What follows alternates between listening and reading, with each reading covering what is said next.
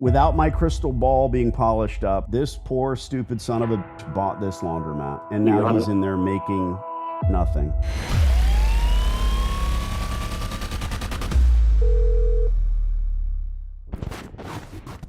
I'm interested in talking lease terms with you. There's actually a Coin Laundry out here, if that's on your radar at all. Yeah, they're one of the tenants out there, yeah. That is what I do, Coin Laundries. And I made a mistake 100 years ago. I bought a laundromat. I would never do that again. I started building this empire by scouting these existing stores. And when I see really old equipment, et cetera, poor procedures, I reach out to the landlord. I'm not trying to put asunder your relationship with your tenant, but I want to build these stores by discussing lease terms with the right people. If that makes sense, then I spend money on equipment. My partner and I are local. We're interested in talking terms when the time comes. I don't know if that's today, tomorrow, next week, or next year. I'm not going to pick on the laundry, but it's not good. They're not really servicing the community. It's mostly an equipment-based business, Tony. It's not that sexy, most certainly. But if and when the time comes, I don't know if that time is now. I want to talk terms with you and spend a bunch of money on equipment. Okay, I'm foggy because generally speaking, we do tenants with leases, not with equipment holders. So why would I want to be having a discussion with you as opposed to you having a discussion with the tenant? Sure. I don't want you to be foggy. Before we hang up, you'll understand.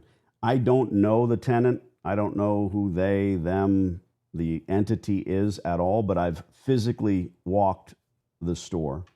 So the equipment is very, very old. It's broken down. They close early. Just, again, it's open to the public. So I can walk in there without a library card and see what I see. Why should you do anything you shouldn't? Yeah. You shouldn't. If you're happy with your tenant, fantastic.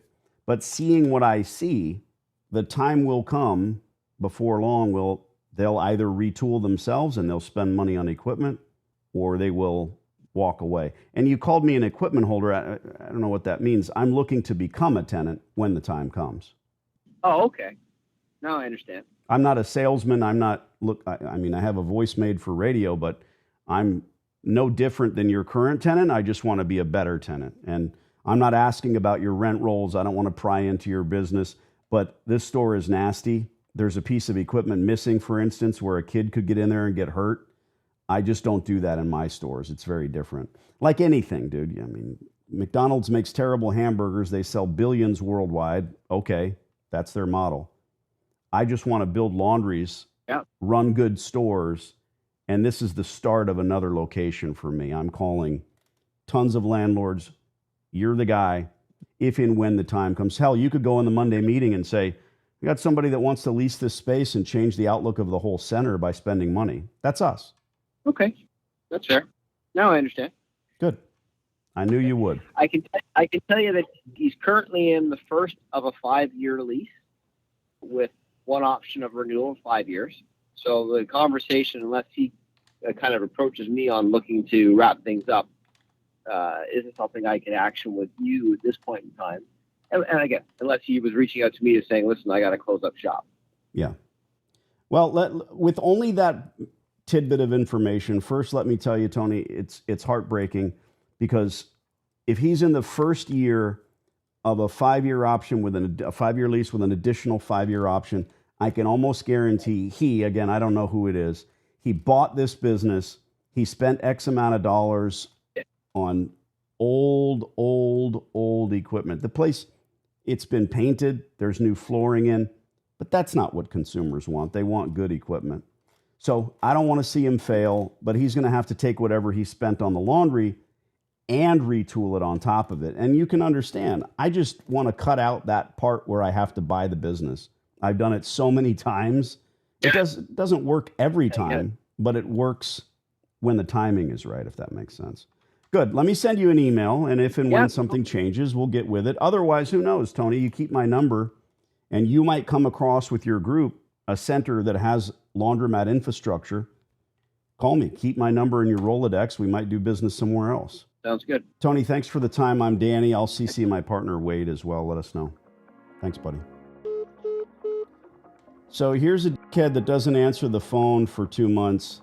gets on and says, I'm foggy. Now he gets it. And dude, without my crystal ball being polished up, this poor stupid son of a bitch bought this laundromat. This is the store that you almost bought for 235 grand. This guy bought it, and now he's in there making nothing.